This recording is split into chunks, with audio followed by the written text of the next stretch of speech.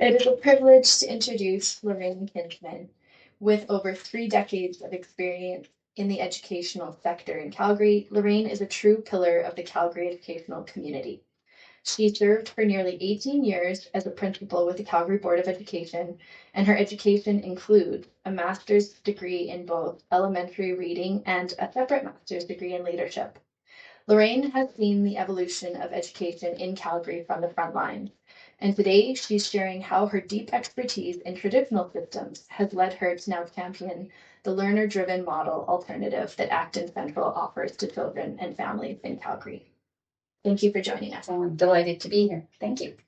Lorraine, you spent nearly 18 years as a principal within the CBE. After seeing thousands of students go through the traditional system, what was it about the Acton Academy model that inspired you to reimagine how we teach children?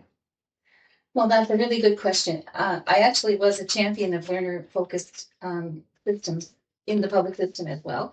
And I think there's lots of flexibility there. The problem is with all of the overcrowding and issues that are going on, teachers and schools don't have that flexibility. So what I loved about Acton was it was an opportunity for children to come at learning from a child-centered perspective.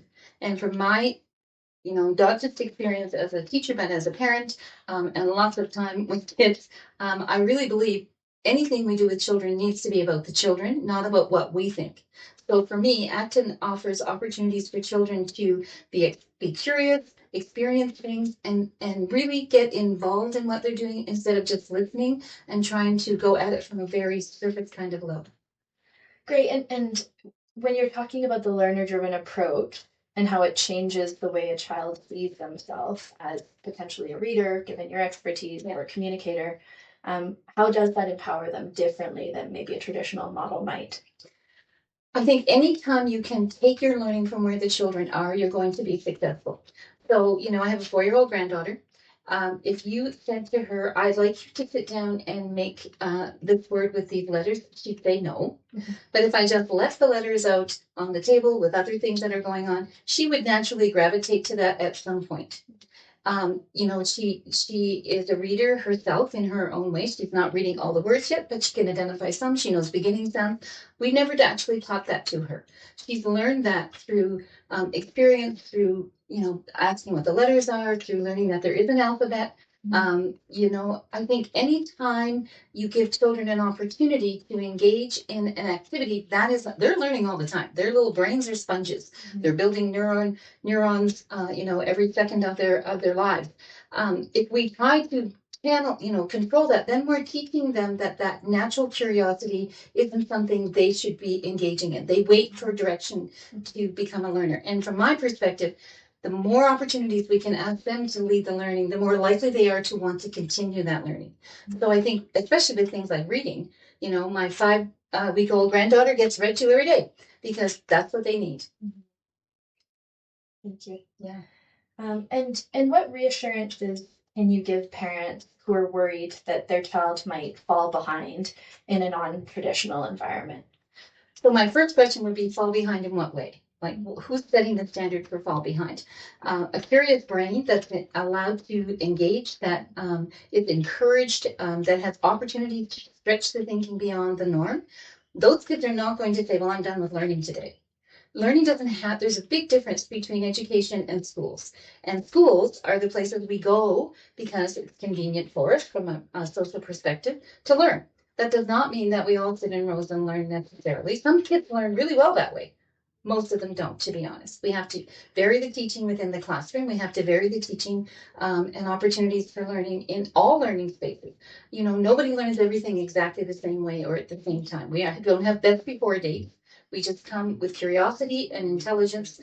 And I think it's really important to give those opportunities to kids that they engage in learning as it naturally happens for them. That doesn't mean we can't offer them topics. Of course we can. We can say, do you want to learn to skate? We can say, do you want to learn to play chess? But if we leave the materials there and leave those opportunities open to them to engage in, they're much more likely to continue it. That if we say at 2:00 we're going to do science, mm-hmm. Science occurs all day long. Mm-hmm. Depends on how you approach it with them. And what I love about Acton and what I love about learner-based educational opportunities is that you have the opportunity to get an education without somebody saying this is the time and the place to learn. You get to learn as the curiosity grows and develops. Mm-hmm. That's right. And it's more about setting the environment up to Yeah, make it appealing and interesting to learners that's right. for them to participate in as they choose versus telling them and being prescriptive of Exactly. what to do and when. So I'll use Capri again as an example. So she goes to preschool, and last year she was in 3-year-old preschool, and every day they would do, the month of today's, April or March, whatever. March was the first time that she actually realized it was the same thing over and over again. So for about 5 months, she always said, "Oh, today is March, whatever," and she would make things up. I call that rehearsing and practicing, right? What I hadn't thought about was, well, how else could we reinforce that? And then someone sent me a calendar, and I put it on the wall. Now we change the calendar every month. She's seeing physically that she knows that it's February. We just turned the calendar.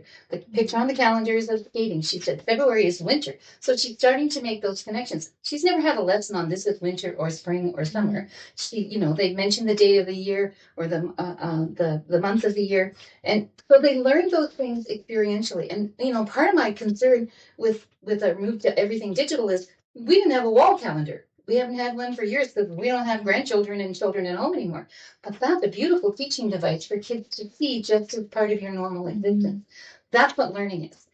That education happens in the school, but being educated yourself with curiosity and with repetition and understanding how life happens happens because your brain makes connections and patterns. And for little guys, they make millions of neural connections every single day. Sometimes it takes 50 or 80 neural connections to build a pattern for them. Sometimes it takes 1,000. We don't know. So you never know with a child how many that's going to take. You have to find ways to give them opportunities to experience that. Thank you. That was a long-winded story. That's fantastic. Oh, that was great.